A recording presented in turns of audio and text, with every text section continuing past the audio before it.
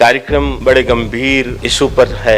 हजारों लोगों के मृत्यु के उपरांत उनकी आत्मा की शांति के लिए तो हम बहुत कुछ कर सकते हैं, पर श्रीलंका में खासतौर से तमिल कम्युनिटी, ये तमिल कम्युनिटी नहीं है बल्कि इसको हिंदू कम्युनिटी कह सकते हैं। ये भी डिप्लोमेसी के तहत तमिल की बात हम लोगों को वहाँ प्रयोग कराया जाता है ताकि हम अपने आप को ही उनसे अलग रखें। वहाँ तमिलों पर हो रहा है तो बाकी रेस्ट हिंदुओं का कोई लेना देना नहीं। मैं स्पष्ट रूप से कहना चाहता हूँ कि वहाँ पर जो कुछ भी हुआ है वो तमिल कम्युनिटी के ऊपर नहीं बल्कि हिंदुओं के ऊपर हुआ है, हिंदू संस्कृति के ऊपर आघात हुआ है।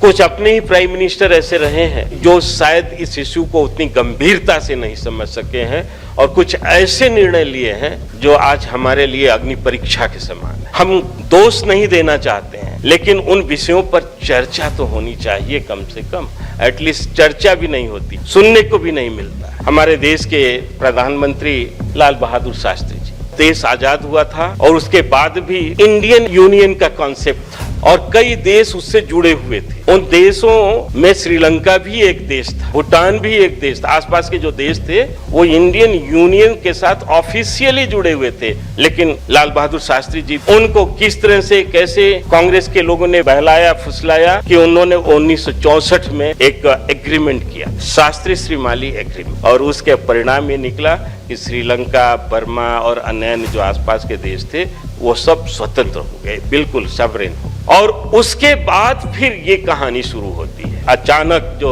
हमारे तमिल हिंदू भाई हैं वो माइनॉरिटी में आ जाते हैं। कौन बर्दाश्त करेगा कि अपने ही देश में वो दूसरे दर्जे का नागरिक कैसे हो जाए, और तब प्रारंभ होता है उत्पीड़न का सिलसिला। वहां पर शांति स्थापना के लिए भारत से शांति सेना भेजी गई, लेकिन तमिल जो हमारे भाई थे उनको लगा कि भारत से अगर शांति सेना आ रही है तो कहीं न कहीं वो मेरे पक्ष में होंगे और वो हमारे साथ न्याय करेंगे। लेकिन पता नहीं तत्कालीन समय में जो हमारे प्रधानमंत्री थे राजीव गांधी जी, उन्होंने किस प्रकार का निर्णय किया था, किस प्रकार का निर्देश दिया था। श्रीलंका की सरकार को ये लगा कि कहीं शांति सेना जो आई है और तमिलियन के पक्ष में यहाँ अस्थायित्व को न प्राप्त कर दे, इस देश पर कब्जा न कर ले और शांति सेना कैसे वापस जाए, इस पर उनका फोकस हुआ और वो तरह तरह के गलत बातें यूएनओ को और अंतर्राष्ट्रीय समुदाय को शेयर करना शुरू किए। कम से कम इस देश की सरकार को तो समझना चाहिए था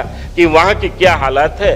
वहाँ के सारे रिपोर्ट्स हमारे पास गोपनीय रिपोर्ट रहे होंगे, सब कुछ रहा होगा, लेकिन बावजूद इसके हमारी सरकार ने निर्णय लिया कि शांति सेना को बुला लिया जाए और यही ब्लंडर था, ये दूसरा ब्लंडर था। वहाँ जो हमारे तमिल हिंदू थे उनके साथ ज्यादती हुई, इस बात को इनकार नहीं किया जा सकता। तब फिर इसके बाद वहाँ पर नरसंहार का सिलसिला पुनः चालू हुआ, बहुत मार काट हुआ।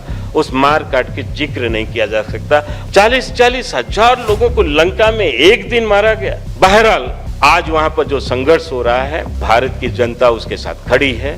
मोदी जी एक एक कदम फूंक करके रखते हैं और खास तौर से पड़ोसियों के साथ। लंका जिस तरह से बैंक्रप्सी के कगार पर पहुंच गया था, पड़ोसी धर्म का निर्माण करते हुए भारी सपोर्ट किया गया था, लेकिन उस सपोर्ट के साथ साथ हमारे नेता ने कहीं ये नहीं भूले कि वहाँ अपने लोग कितनी मुसीबत में हैं। उनको घर दे करके, उनको बेसिक नीड्स की चीजें दे करके ये एहसास श्रीलंकन सरकार को कराया गया कि वहाँ जो कुछ भी है, जो कोई तमिल हिंदू हैं वो हमारे अपने हैं और उनके साथ मानवाधिकार का हनन नहीं होनी चाहिए। वहाँ 2 ऐसे गांव हैं जिनके संपूर्ण नागरिकों को ये कहा गया कि ये भारत के नागरिक हैं और उनकी नागरिकता तक समाप्त कर दी।